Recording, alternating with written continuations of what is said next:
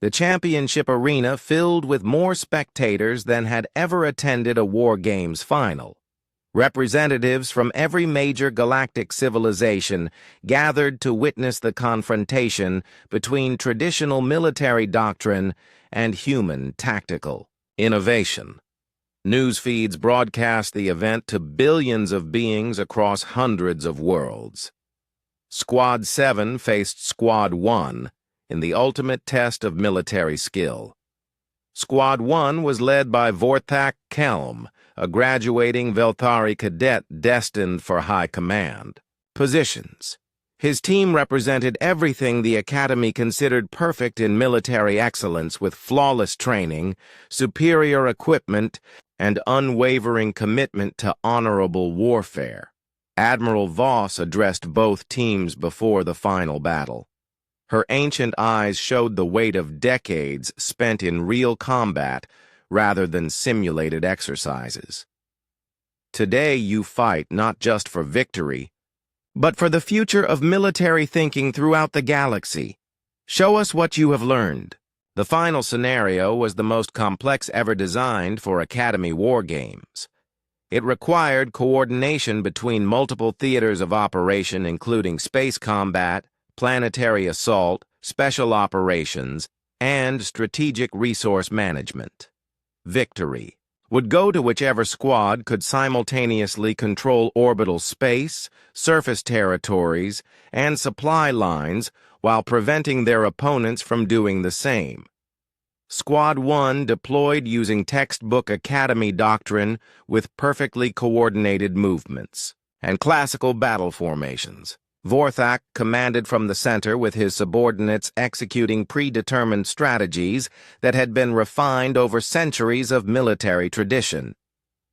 Lisa watched their deployment through tactical displays and recognized the fundamental weakness in their approach. Squad 1 was fighting the war game exactly as its designers intended, using solutions that the Academy had programmed into the scenario's artificial intelligence systems. "They are playing by the rules," Lisa told her squad mates. "We are going to change the game itself." Instead of engaging in direct combat, Squad 7 targeted the underlying systems that made warfare possible. While Squad 1 maneuvered for position according to standard doctrine, Lisa's team infiltrated the enemy's command structure and began feeding false information to their decision-makers. Pip used his engineering expertise to hack into Squad 1's communication networks and introduce subtle delays and distortions. Orders arrived seconds late or with minor alterations that disrupted carefully timed maneuvers. Nelfara led infiltration teams that planted false intelligence, suggesting that Squad 7 had forces in locations where none existed. Torgan coordinated deception operations that convinced Squad 1 they were winning battles that were actually diversions from the real objectives. Lisa used psychological warfare to make enemy commanders doubt their own tactical assessments and question information from their own intelligence sources. The watching Academy instructors grew increasingly agitated as they realized Squad 7 was not fighting the scenario as intended. Commander Zunoth demanded that the exercise be stopped for rule violations, but Admiral Voss overruled him. "They are operating within the stated parameters," the Admiral said firmly. "If the rules do not prevent their methods, then their methods are legitimate." On the tactical displays, Squad 1 appeared to be winning conventional engagements while maintaining superior positions. But Lisa had already ensured that conventional victory was meaningless. While Squad 1 fought battles, Squad 7 controlled the infrastructure that determined who could continue fighting. 20 minutes into the 30-minute scenario, Squad 1 suddenly discovered that their supply lines had been severed, their communication networks were unreliable, and their intelligence information was completely wrong. They had been fighting phantom enemies while their real opponents accomplished objectives that made traditional combat irrelevant. Vorthak's voice crackled over emergency channels with desperate confusion. "How are we losing?" Our tactical displays show we control all strategic positions, Lisa responded with calm professionalism. You control positions that we allowed you to take while we took control of the systems that make those positions valuable. Your fleet cannot fight without supplies. Your ground forces cannot coordinate without communications. Your commanders cannot make decisions without accurate information. The final phase of the battle became a demonstration rather than a contest. Squad 1's perfect formations dissolved into chaos as their supporting infrastructure collapsed. They found themselves unable to execute even basic maneuvers without the systems that Squad 7 had quietly compromised. When the scenario timer reached 0, the tactical displays showed a result that stunned the watching galaxy. Squad 7 had achieved total strategic victory without winning a single traditional engagement. They had not just defeated Squad 1, but had made the concept of traditional battle obsolete within the context of modern warfare. The arena fell completely, silent as spectators tried to process what they had witnessed. Then, arguments erupted in dozens of languages as military theorists debated whether Squad 7 had achieved brilliant innovation or committed elaborate cheating. Admiral Voss stepped forward to address the crowd. Her voice carried the authority of someone who had seen real war, rather than just academic exercises. Squad 7 has demonstrated that warfare evolves when creative minds challenge established assumptions. They have shown us that victory belongs not to those who fight hardest, but to those who think most clearly about what fighting actually accomplishes. Commander Zunoth's scarred face showed pure hatred as he stood to protest. This is not warfare. This is sabotage and deception. There is no honor in victory achieved through such methods. The Admiral turned to face her subordinate with cold displeasure. Commander, I have fought in battles where honor meant nothing and survival meant everything. These cadets used their intelligence to achieve objectives while minimizing casualties. In real war, such thinking saves lives and wins conflicts. She gestured toward Squad 7 where Lisa stood with her unlikely team of misfits and rejects. Cadet Martinez has taught this academy more about practical warfare than we have learned in decades of ceremonial exercises. Her methods may be unconventional, but they are undeniably effective. The crowd's arguments continued, but Admiral Voss silenced them with a raised hand. The war games are concluded. Squad 7 is declared the winner. They will receive immediate promotion and first choice of assignments upon graduation. Lisa felt overwhelming relief mixed with satisfaction as her squad mates embraced each other in celebration. They had proven that different approaches to problems could succeed even when everyone expected them to fail. But the real victory came when Admiral Voss approached Squad 7 privately after the ceremony. The ancient Velthari warrior studied Lisa with eyes that had seen too much combat to be impressed by anything except genuine competence. Cadet Martinez, the Admiral said formally, I am recommending you for accelerated promotion to lieutenant upon graduation. Furthermore, I want you to develop new training curricula that incorporates human tactical thinking into academy instruction. Lisa could barely believe what she was hearing. Admiral, most of the instructors consider my methods to be primitive and dishonorable. Admiral Voss smiled grimly. Most of my instructors have never fought in actual wars where survival depends on adaptation rather than adherence to doctrine. You have shown them that intelligence can be more valuable than tradition. Over the following weeks, everything changed at the Academy. Military delegations from across the galaxy arrived to study human tactical methods. Lisa found herself teaching classes to senior officers who had previously dismissed her as a savage from a primitive world. The Academy began recruiting more humans and studying Earth's military history with academic seriousness. Courses on asymmetrical warfare, psychological operations, and environmental exploitation became part of the standard curriculum. Commander Zunoth was reassigned to administrative duties after his opposition to tactical innovation was deemed counterproductive. Several other traditionalist instructors requested transfers rather than adapt to new teaching methods. Lisa's former tormentor, Brix Volthan, approached her one day with something resembling humility. His arrogant superiority had been shattered by watching Squad 7's systematic demolition of everything he had been taught to value. "I owe you an apology," Brix said quietly. "I called you primitive and savage, but you understood warfare better than any of us." Lisa accepted his apology with grace, she had learned during months of isolation and hostility. We all understood different aspects of warfare. The mistake was thinking that only one approach could be correct. Zixna continued her xenobiology research, but now focused on how different evolutionary environments produced different problem-solving strategies. Her academic papers on human adaptability became required reading for military strategists throughout the galaxy. Nelfara overcame her peaceful nature and became an expert in infiltration and psychological operations. Torgon regained his warrior confidence and specialized in coordinating multi-species tactical units.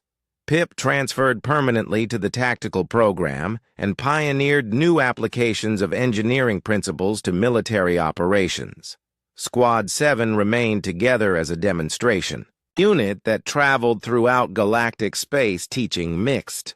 The Grand War Games began with a ceremony that filled the Academy's largest arena.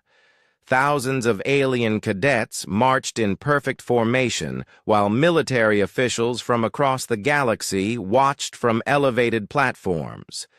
Holographic banners displayed the symbols of participating species, and stirring music echoed through the vast space.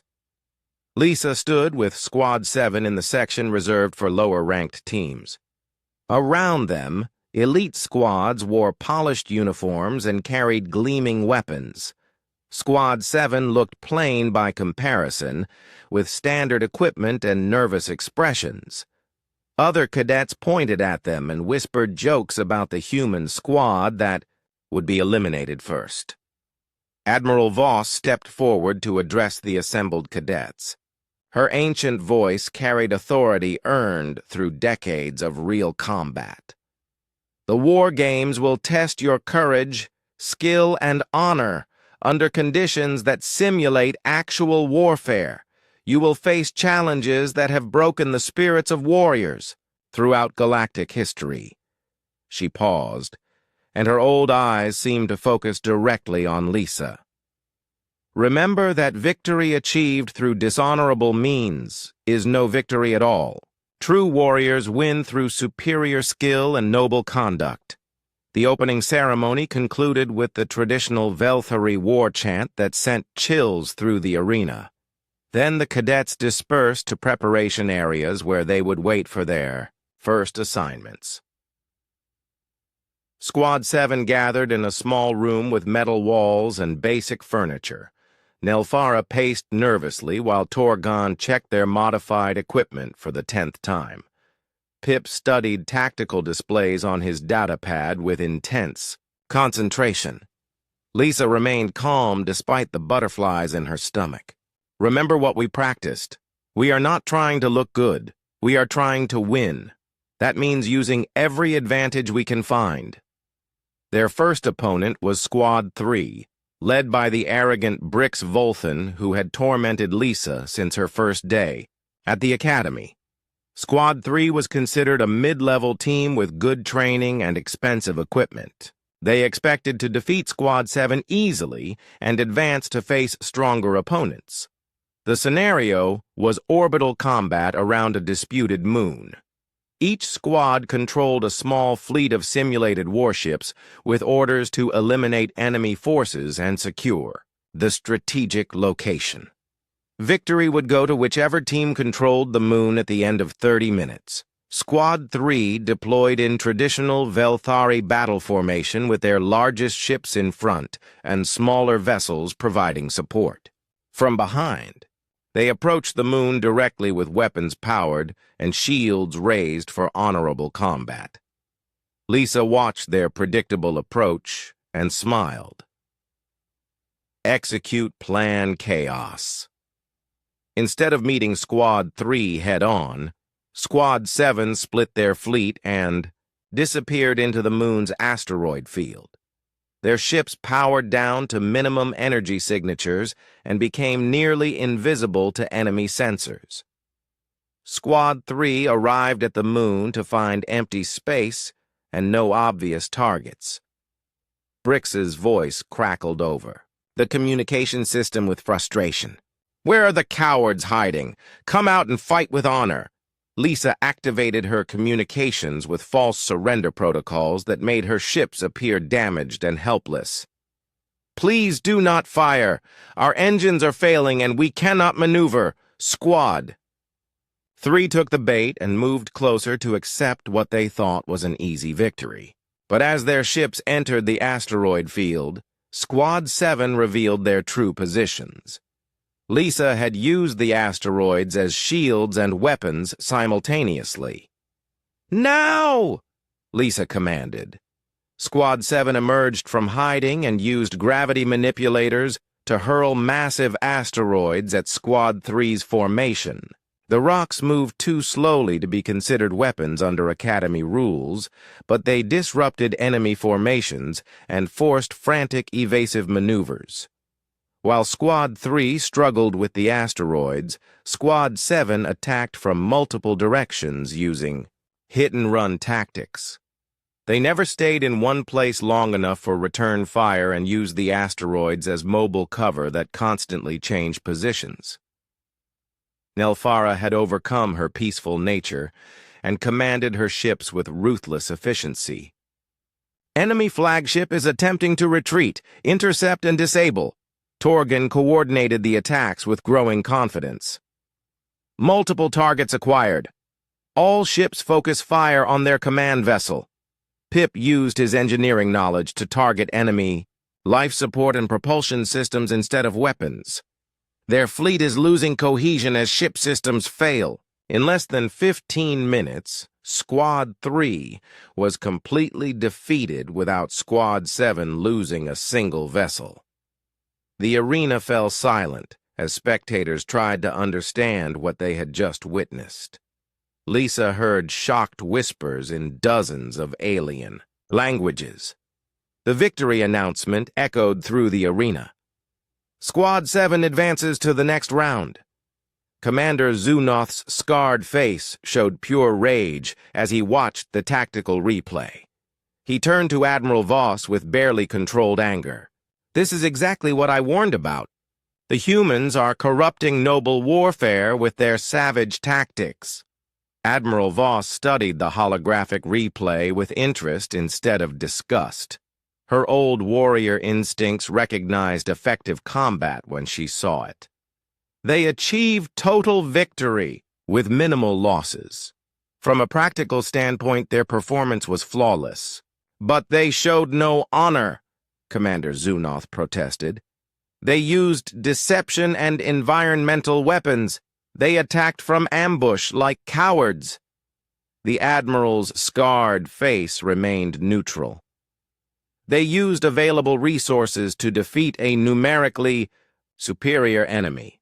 In real combat, such tactics save lives and accomplish objectives." Meanwhile, Squad 7 celebrated their victory in private, while other cadets avoided them in the corridors. Word spread quickly that the reject squad had used dishonorable methods to defeat their betters. Some aliens called it cheating, while others admitted grudging respect for the effectiveness of human tactics. Their second opponent was Squad 12, a Keth team known for logical planning and technological superiority. The scenario involved planetary assault with Squad 7 attacking a fortified position defended by Squad 12. Traditional Academy doctrine required frontal assault against prepared defenses. Squad 12 had spent weeks perfecting their defensive positions with overlapping fields of fire and redundant backup systems. They expected Squad 7 to charge directly at their strongest points and be slaughtered in glorious but futile combat. Lisa studied the scenario parameters and found loopholes that other teams had ignored. They expect us to attack the fortress, but the victory conditions only require us to control the strategic location. What if we make the fortress irrelevant? Squad 7 bypassed the fortified positions entirely and used underground tunnels to emerge behind enemy lines. Instead of attacking the defenses, they targeted the infrastructure that supported them. Pip's engineering expertise proved invaluable as he disabled power systems and communication networks with surgical precision. Within the fortress, Squad 12 waited for an attack that never came. Their perfect defensive positions became useless as their own systems turned against them. Emergency lighting failed, door locks malfunctioned, and computer networks crashed in cascading failures. Nelfara led infiltration teams through maintenance shafts, while Torgon coordinated diversionary attacks that drew defenders away from critical systems.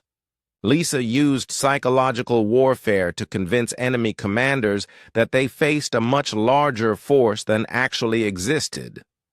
The battle ended when Squad 12 surrendered, rather than continue fighting in darkness against invisible enemies. They had never fired a shot but could no longer maintain effective resistance. News of Squad 7's second victory spread throughout the Academy like wildfire. Military analysts began studying human tactical methods with academic interest, while traditional instructors expressed outrage at the corruption of proper warfare. The galactic media picked up the story of the human squad that was revolutionizing military thinking. Some commentators praised their innovation, while others condemned their dishonorable methods. The debate raged across dozens of worlds as civilizations argued about the nature of warfare itself. Squad 7's third victory came against Squad 5 in a multi-theater engagement that required coordination between space, ground, and special operations forces. Lisa's team used misdirection and false intelligence to convince their enemies that the real battle was happening in completely different locations. While Squad 5 deployed their forces to counter imaginary threats, Squad 7 accomplished their actual objectives with minimal opposition. They won the war by making their enemies fight battles that did not matter while ignoring the conflicts that actually determined victory. By the fourth round, even Academy traditionalists had to admit that Squad 7's methods were devastatingly effective. They advanced through the tournament by defeating opponents who never understood what they were really fighting against. The elite squads that remained began studying human tactics to counter them, but Lisa had expected this development. She changed strategies for each new battle, never using the same approach twice. Her opponents prepared for the last war while she fought the current one. As Squad 7 approached the championship round, Lisa realized they had already won something, more important than the tournament. They had proven that different approaches to warfare had value, and that survival instincts could be just as honorable as ceremonial combat. The final battle would determine whether the galaxy was ready to accept. 3 weeks passed at the Academy, and Lisa felt like she was drowning in a sea of failure. Every class brought new humiliation as her instructors found fault with everything she did. In combat simulations, she completed objectives but received failing grades because she did not follow proper battle doctrine. In strategy courses, her creative solutions were dismissed as chaotic and undisciplined. Lisa sat in the academy cafeteria eating alone as usual. The food was nutritious but tasted like metal and chemicals. Around her, groups of alien cadets shared meals and told stories. No one ever invited Lisa to join them. She was invisible, except when they wanted someone to mock. Brix Volthan approached her table with 3 other Velthari cadets. Their leader had grown more confident in his bullying over the past weeks. He pulled out the chair across from Lisa and sat down without being invited. "How are your studies going, Deathworlder?" Brix asked with fake concern. "I heard you failed another tactical simulation yesterday." Lisa kept eating and did not look up. "I achieved the mission objective, but you broke formation to do it," said one of Brix's friends. "You abandoned your squadron and acted like a lone wolf. That is not how civilized beings fight." Brix leaned forward with his sharp teeth showing. "Maybe you should transfer to sanitation. Duty. At least there you cannot hurt anyone with your primitive thinking." Lisa finally looked up and met his yellow eyes. "At least I think for myself instead of just following orders like a machine." The Velthari cadets all hissed in anger. Brix stood up so fast his chair fell over. Other cadets in the cafeteria turned to watch the confrontation. Lisa remained sitting, but her hand moved closer to her fork in case she needed a weapon. "You dare insult the honor of warriors?" Brix shouted. "I challenge you to combat practice after classes today. We will see how well your chaos serves you against true skill." Lisa knew she should refuse. Fighting would only make her situation worse.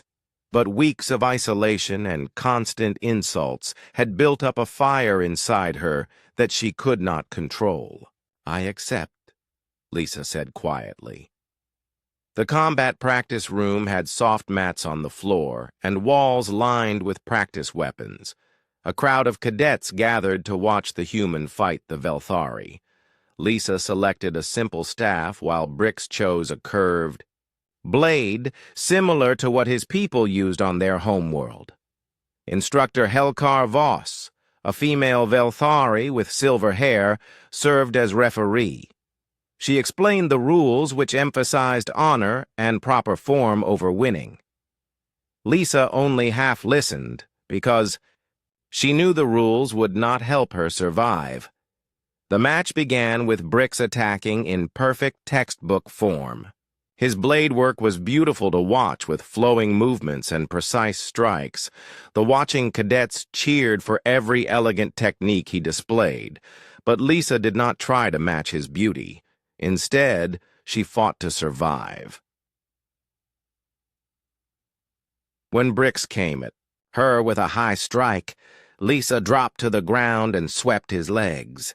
When he tried to stab down at her, she rolled away and threw a handful of mat stuffing in his eyes. The watching cadets booed and called her dishonorable, but Lisa kept fighting her way. The match went on for 10 minutes, with Brix getting more frustrated as his perfect techniques failed against Lisa's unpredictable style. Finally, Lisa saw her chance. When Brix overextended on an attack, she grabbed his weapon arm and used his own momentum to throw him hard against the wall. Brix hit the wall with a loud thud and dropped his weapon. Lisa stood over him with her staff pointed at his throat. The practice room went completely silent except for Brix's heavy breathing. Instructor Voss walked over and looked down at the defeated Velthari. "The match goes to Cadet Martinez." The alien cadets began talking angrily among themselves. Lisa heard words like cheating and dishonorable and savage fighting repeated over and over, but she had won, and that was what mattered. Instructor. Voss approached Lisa with an unreadable expression. "Your technique was unconventional, Cadet." "But effective," Lisa replied. "Perhaps, but effectiveness alone does not make a warrior. You fight like you are trying not to die instead of trying to win with honor." Lisa looked around at all the hostile alien faces staring at her. Maybe that is because I am trying not to die. Wow. Instructor's eyes narrowed, but she said nothing more. Lisa left the practice room with victory but no satisfaction. She had proven she could fight, but it only made the other cadets hate her more.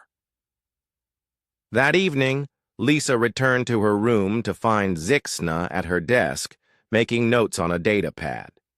Her Keth roommate looked up with those large black eyes that never seemed to show emotion.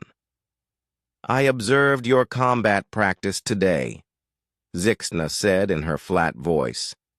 "Very interesting behavioral patterns. You show no regard for traditional combat aesthetics."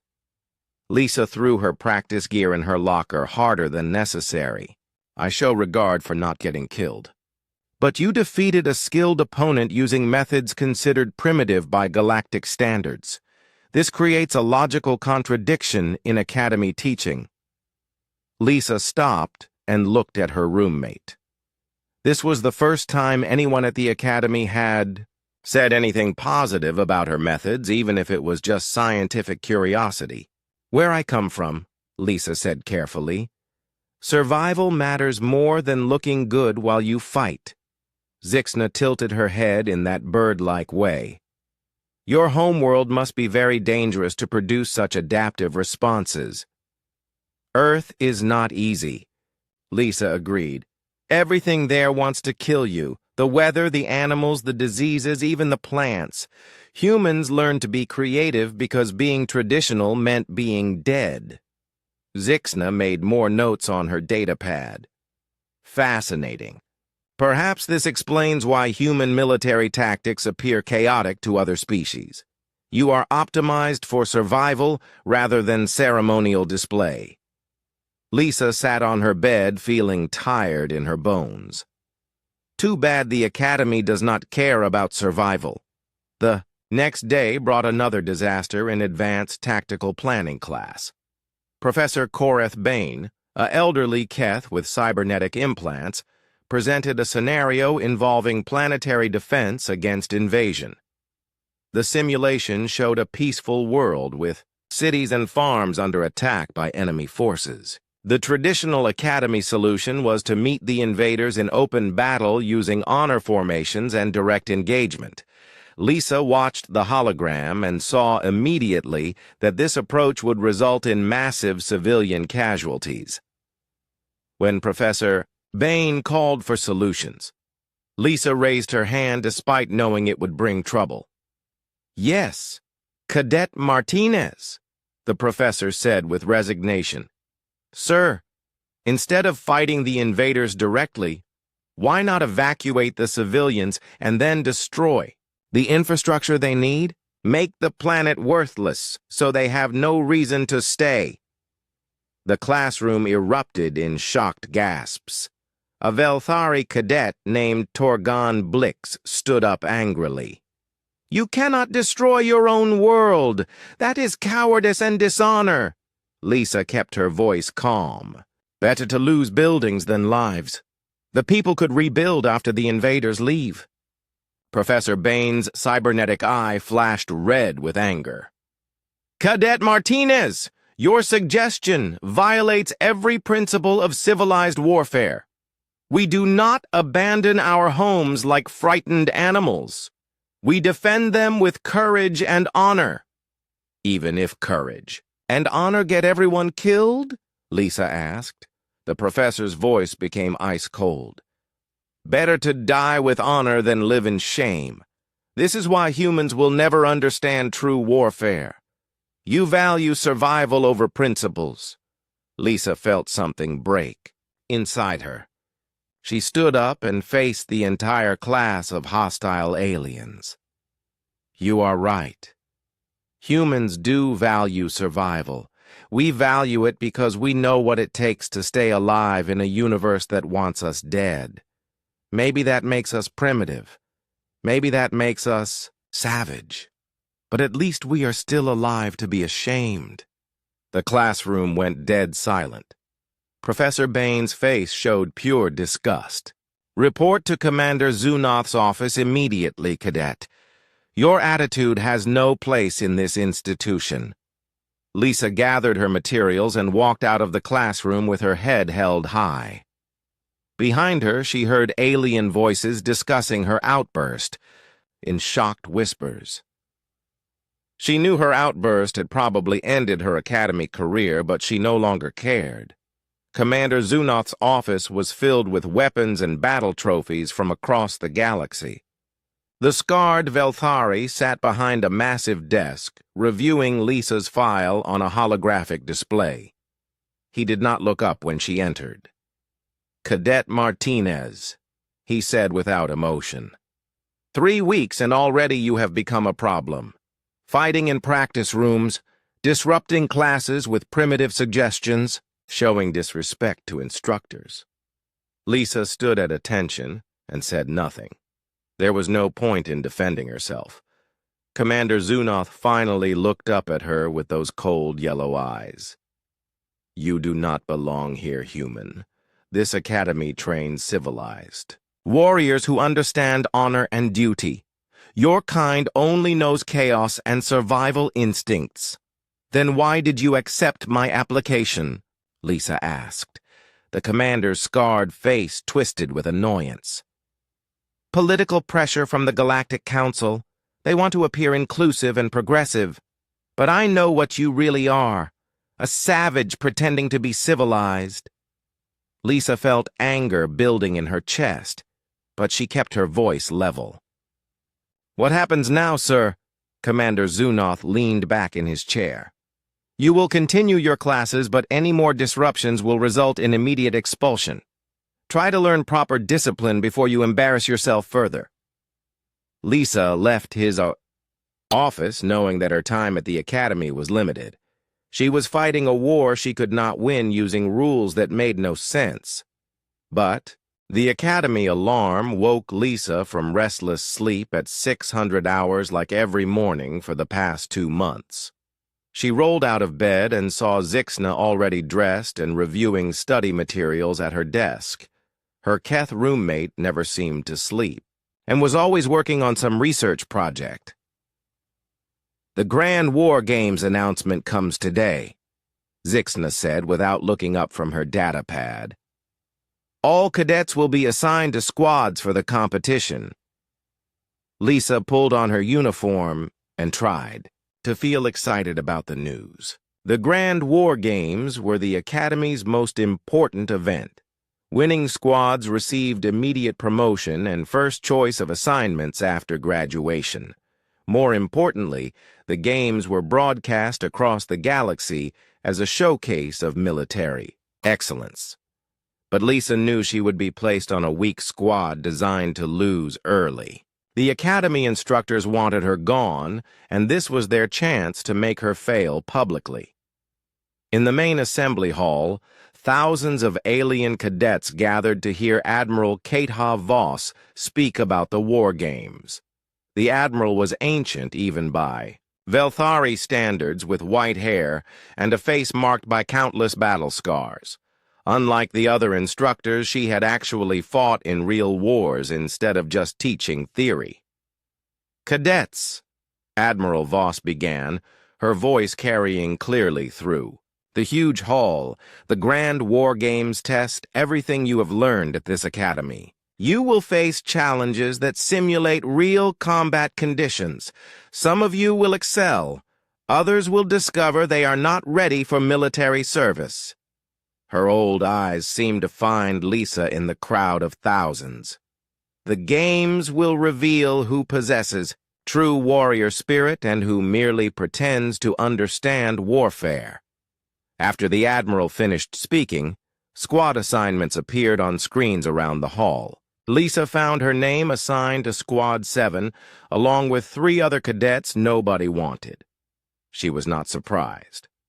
Lisa met her new squad mates in Training Room 12 that afternoon. Nelfara Kesh was a Zeri, one of the peaceful species that joined the academy to learn defense tactics. She had soft purple fur and large, gentle eyes that showed fear more often than courage. Nelfara jumped at loud noises and apologized constantly for every small mistake. Torgan Blix was a Velthari who had been demoted from an elite squad after a training accident. He had once been confident like Brix Volthan, but failure had broken his spirit. Now he questioned every decision and seemed afraid to take action without permission from superiors. The biggest surprise was Pip Chen, another human who had transferred from the Academy's engineering program. He was thin and nervous, with thick glasses and hands that shook when he was stressed. Pip had joined Squad 7 because no military squad wanted an engineer, and no engineering team wanted someone who had tried to switch to combat training. "So we are the reject squad," Torgan said bitterly as they sat around a metal table. "Squadron 7 always gets eliminated in the first round. We exist to make other squads look good." Nelfara's ears drooped with sadness. "Maybe if we try really hard, we can at least not embarrass ourselves." Pip pushed his glasses up his nose and spoke quietly. "I analyzed the historical data on Squad 7 performance. We have never advanced past the second round in 15 years of war games." Lisa looked at her 3 squad mates and saw defeat in their eyes before they had even started. These were the Academy's unwanted cadets, just like her. But maybe that gave them an advantage the elite squads did not have. "What if we stop trying to fight like everyone else expects?" Lisa said. The other 3 stared at her with confusion. Torgan's scarred face showed doubt. "What do you mean?" "I mean, the war games are based on traditional tactics that all the squads will use. But what if we use different approaches? What if we fought like we actually wanted to win instead of fighting like we wanted to look good?" Nelfara's voice was barely a whisper. "The instructors would be angry if we broke traditional formations." "The instructors already hate us," Lisa pointed out. "We have nothing to lose by trying something different." Pip suddenly looked interested. "From an engineering perspective, most military tactics are inefficient. They prioritize ceremony over results." Lisa felt the first spark of hope she had experienced since arriving at the Academy. "Exactly. Every species here fights the same way because they all learned from the same teachers using the same old battles. But humans learn to fight differently." She activated the training room's holographic display and called up Earth's military history. Images of ancient battlefields appeared showing humans using terrain, weather, and psychological warfare to defeat larger forces. "Look at this," Lisa said, pointing to a simulation of human guerrilla fighters. "Small groups using surprise attacks, sabotage, and misdirection to beat armies 10 times their size. No honor formations, no ceremonial combat, just practical tactics. Designed to win." Torgan studied the hologram with growing interest. His warrior instincts were responding to the brutal efficiency of human warfare. These tactics would be considered dishonorable by Academy standards. "But they work," Lisa replied. "And the war games judge results, not methods." Over the following weeks, Squad 7 trained in secret using methods that would horrify their instructors. Instead of practicing parade ground formations, they learned to move silently through shadows. Instead of studying honorable single combat, they learned to coordinate ambush attacks. Instead of memorizing traditional battle plans, they learned to improvise solutions using whatever resources were available. Lisa taught them lessons from Earth's harsh environment, where survival meant adapting quickly to changing conditions. Nelfara learned to overcome her gentle nature and strike without warning when necessary. Torgan regained his confidence by embracing tactics that prioritized effectiveness over appearance. Pip discovered that his engineering knowledge was perfectly suited to sabotage and unconventional problem-solving. The other Academy squads continued their traditional training with perfect formations and honorable combat techniques. Squad 1, led by the arrogant graduating cadet Vorthak Kelm, was considered unbeatable. They had the best equipment, the highest test scores, and the full support of the instructors. But Lisa noticed something important during her secret observations of other squads. They all trained for the same scenarios using the same responses. Every elite squad would react predictably because they had all learned identical tactics from identical teachers. Lisa began studying the war game's historical scenarios more carefully. She discovered that every challenge was based on famous battles from galactic military history. The Academy designers expected cadets to use traditional solutions to traditional problems. But what if the problems were approached in completely non-traditional ways? Lisa spent hours in the Academy's computer labs analyzing the artificial intelligence systems that controlled war game scenarios. The AI opponents were programmed to respond to conventional tactics using conventional counter-tactics. They expected honor formations, direct assaults, and ceremonial combat patterns. The AI systems had never faced human-style warfare with its emphasis on deception, environmental exploitation, and psychological manipulation. They would be as unprepared as the Academy instructors had been when Lisa first questioned established battle doctrine. One evening, Lisa sat with her squad mates in an unused storage room where they held their secret planning sessions. Maps and tactical diagrams covered every wall surface. Supply lists and equipment modifications were scattered across makeshift tables. "I think I understand how to win," Lisa said quietly. "The war games are not really about fighting. They are about thinking. Every other squad will think the same way because they were all taught the same methods. But we can think differently." Nelfara looked worried, as always. "What if we get in trouble for not following proper procedures?" Lisa smiled grimly. "We are Squad 7. We are already considered failures. The worst thing that can happen is we fail spectacularly instead of quietly."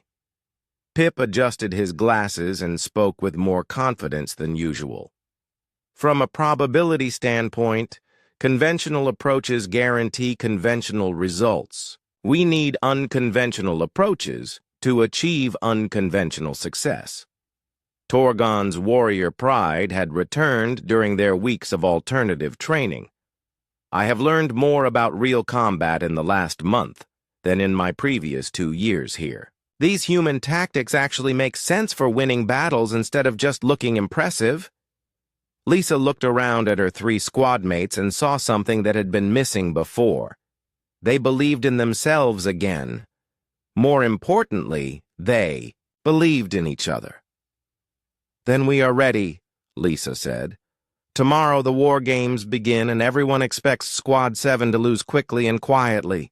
Let's show them what happens when humans and their friends decide to actually fight to win." The 4 cadets spent the rest of the night making final preparations. They modified their standard equipment in ways the instructors had never seen. They rehearsed communication signals based on Earth military codes. They reviewed psychological profiles of their likely opponents and identified weaknesses that could be exploited. When morning came, Squad 7 was ready to prove that different approaches to warfare could be just as effective as traditional ones. They were ready to show the galaxy that survival instincts and creative thinking had value in military operations. Lisa Martinez pressed her face against the small window of the transport ship and watched the massive space station grow larger. The Galactic Naval Academy looked like a silver city floating in space with towers that stretched in all directions. Ships came and went like busy insects around a hive. She had dreamed of this moment for years, but now her stomach felt tight with worry. The other passengers on the transport ship gave her strange looks. Most were tall, blue-skinned Veltari with proud faces and sharp teeth. A few were the gray Keth, with their large black eyes and thin bodies. Lisa was the only human on the ship, and everyone seemed to notice. She heard whispers in alien languages and saw pointing fingers when they thought she was not looking. A Veltari cadet with gold markings on his uniform walked over to Lisa. His name tag read Brix Volthan. He looked down at her with cold yellow eyes and spoke in perfect but harsh English. "So you are the Deathworlder they let in this year. I wonder how long you will last before you run back to your savage planet." Lisa kept her voice calm even though her heart was beating fast. "I plan to graduate just like everyone else." Brix laughed, and his sharp teeth showed. "Humans do not belong here.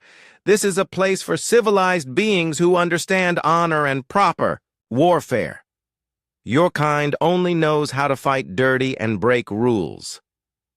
Before Lisa could answer, the ship's voice announced they were docking. Brix walked away with a cruel smile.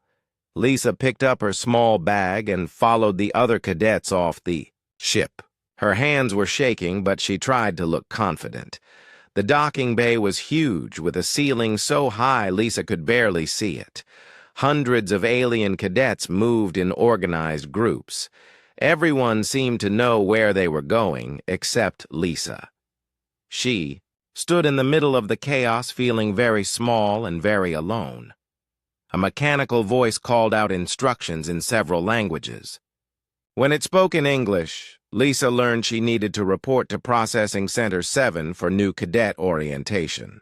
She followed the signs through long silver hallways filled with more aliens than she had ever seen in one place. Processing Center 7 was a large room with desks arranged in neat rows. Behind each desk sat an alien officer checking documents and assigning rooms. Lisa got in line behind a group of Keth cadets who kept turning to stare at her. Their large eyes never seemed to blink, and it made Lisa feel like a bug under a microscope. When Lisa reached the front of the line, she handed her acceptance papers to a Velthari officer with scars across his face. His nameplate said Commander Veltar Zunoth. He looked at her papers for a long time and then looked at Lisa with disgust. "Another human," he said in a voice like gravel. "I told the Academy Council that accepting Deathworlders was a mistake. Your species has no place among civilized warriors." Lisa kept her voice steady. "Sir, I passed all the entrance tests with high scores. I earned my place here." Commander Zunoth made a sound like a growl. "Tests on paper mean nothing, cadet. War is about honor and discipline. Humans know only chaos and brutality. You will learn this when the real training begins." He stamped her papers hard enough to crack the desk. "You are assigned to room 1247. Your roommate is Cadet Zixna Priel. A Keth, try not to corrupt her with your primitive ways." Lisa took her papers and followed more signs to the dormitory section.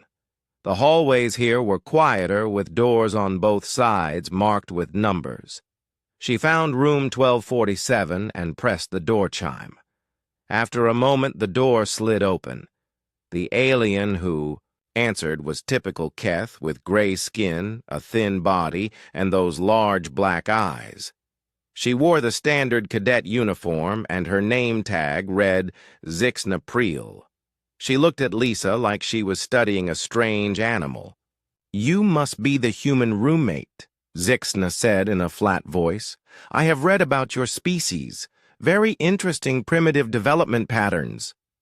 Lisa stepped into the room, which had 2 beds, 2 desks, and a shared bathroom. "Nice to meet you." "Too. I hope we can be friends." Zixna tilted her head in a way that reminded Lisa of a bird. Friends is not the correct term. We are roommates assigned by Academy housing protocols. I will observe your behavior for my xenobiology research project. Lisa put her bag on the empty bed and tried to smile. Well, I guess that's something, the Katya. Next morning, Lisa attended her first tactical class with Professor Kethmo Redane. The classroom was filled with alien cadets sitting in perfect rows. Lisa took a seat in the back and tried to make herself invisible. Professor Redane was Velthari like Commander Zunoth, but older with white hair and many battle scars. Today we study the Battle of Corvex Prime, Professor Redane announced. He activated a hologram that showed two fleets facing each other in space. This battle demonstrates proper military engagement. Both fleets formed honor lines and fought with courage and discipline. Lisa watched the hologram and saw the two fleets charge at each other head-on. Ships exploded in bright flashes, but neither side tried to flank or use tactics. They just flew straight at each other until one side had more ships left. Professor Redane continued his lesson. The Velthari fleet won because they showed superior honor and fighting spirit. This is how civilized beings conduct warfare. Lisa raised her hand before she could stop herself. Professor, why didn't either fleet try to attack from the sides or use the asteroid field for cover? The classroom went silent. Every alien head turned to stare at Lisa. Professor Redane's yellow eyes narrowed with anger. Because, Cadet, he said with venom in his voice, that would be dishonorable. Civilized warriors face their enemies directly. Only cowards and savages hide behind asteroids. Lisa felt her face get hot, but she kept talking. But if the goal is to win the battle and save lives, wouldn't it be better to use smart tactics instead of just charging at each other? Several cadets gasped. Brix Volthan turned around and smiled cruelly at Lisa. Professor Redane's scars seemed to get deeper as his face twisted with rage. You dare question thousands of years of honorable military tradition? Professor Redane walked toward Lisa with heavy steps. This is exactly why humans should not be here. You think like animals, not warriors. Victory without honor is meaningless. Lisa wanted to argue more, but she saw the hatred in every alien face around her. She looked down at her desk and said nothing more. Professor Redane returned to his lesson, but Lisa could feel hostile eyes watching her for the rest of the class. After class, Lisa walked alone through the academy halls. Other cadets moved in groups, laughing and talking, but no one spoke to her. She was completely alone among thousands of beings who saw her as nothing more than a savage from a primitive world.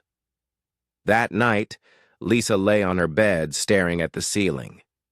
Through the small window, she could see Earth as a tiny blue dot among the stars. It looked so far away, and she wondered if Commander Zunoth was right. Maybe humans really did not belong here. But then Lisa remembered why she had come to the Academy. She wanted to prove that humans were more than the galaxy believed. She wanted to show that different did not mean inferior. Tomorrow would bring new challenges, but Lisa Martinez was not ready to give up. Not yet.